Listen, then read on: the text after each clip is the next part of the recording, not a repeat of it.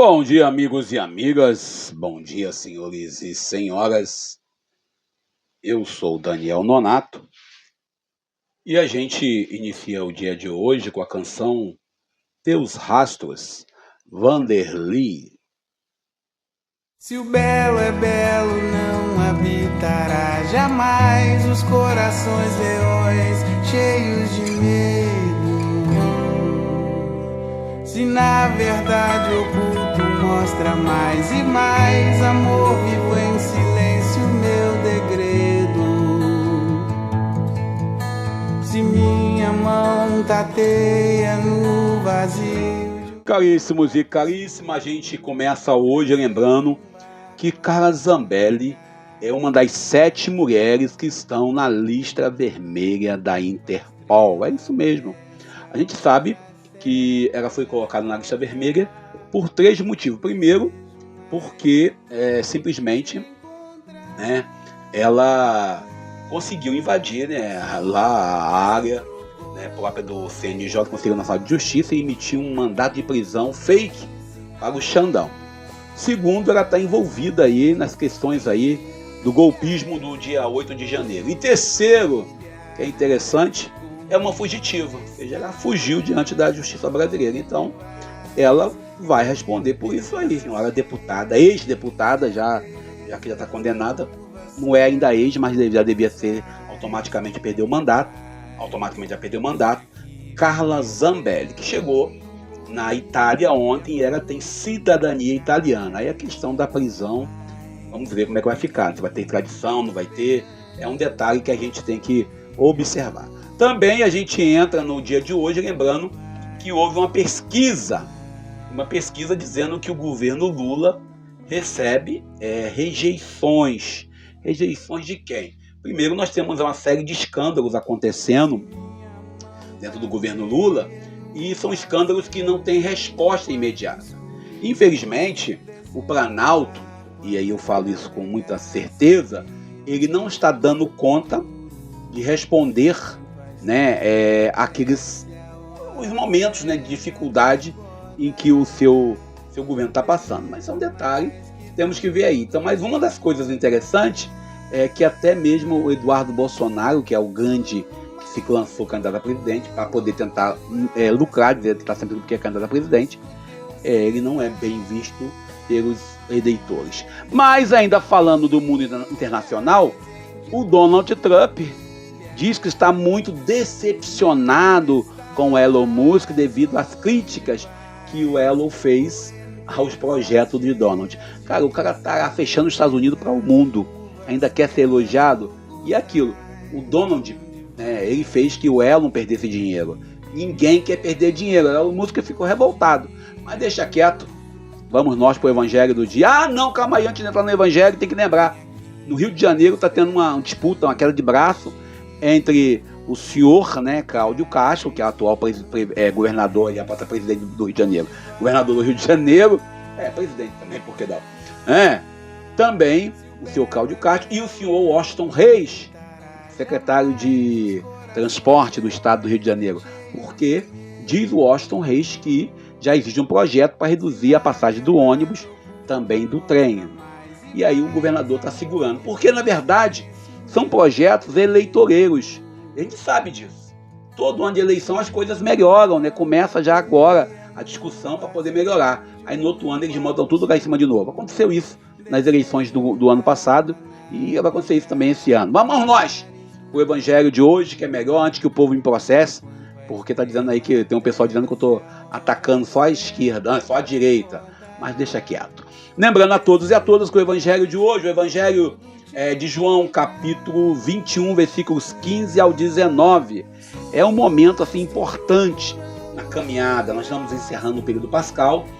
Sábado nós estamos nos preparando para a vigília de Pentecostes, que vai acontecer no sábado para domingo, e domingo vamos celebrar aí o Pentecostes. Lembrando que Pedro estava na beira do lago, ao redor das brasas acesas, com o coração ainda marcado pelos acontecimentos da paixão do Senhor e da sua ressurreição. Lembrando que tal cena acontece logo após Jesus chegar na beira do lago e perguntar: tem algo para comer? E Jesus, ao aproximar-se de Pedro, ele pergunta a Pedro se Pedro o amava. E ali há um grande hiato de silêncio entre as memórias que Pedro tem, aquele cara que falou que não ia trair Jesus, e depois acabou falando que não conhecia, né? E Jesus não cobra aí uma explicação. Jesus não pergunta, Pedro, tu falou aquilo lá. Jesus pergunta, Pedro, tu me amas? Jesus não joga na cara de Pedro as negações da noite escura, ao contrário, Jesus prefere tocar o mais fundo daquilo que o ser humano tem, é perguntar se ele o ama. E a pergunta é muito radical. Simão, filho de João, tu me amas? E ele responde, claro que te amo. Essa pergunta é uma pergunta que nos toma. Se Jesus perguntar hoje a você se você o ama, qual seria a sua resposta? O amar só de boca é muito fácil. O amar que Jesus pergunta a Pedro aqui é um amar de reconciliação. É um convite a recomeçar, não pela culpa, não pelo que Pedro fez, mas pelo amor que ele sente. Pedro, ainda ferido na própria fragilidade, não tenta dizer, Senhor, naquele dia, não, ele não esconde que está atrás da promessa grandiosa, responde com humildade, Senhor, tu sabes muito bem que eu te amo. Esse amor, quando Jesus escuta de Pedro, 3 vezes ele pergunta, na terceira vez ele percebe isso, é um amor que restaura, que dá origem à missão. Não um mérito, não é uma honra, não uma perfeição, mas uma experiência plena de um amor que levanta quem já caiu. Então, Jesus, quando determina que Pedro apacente a ovelha, ele está confiando Pedro a missão dele. Lembramos lá de João capítulo 10, quando Jesus fala do bom pastor.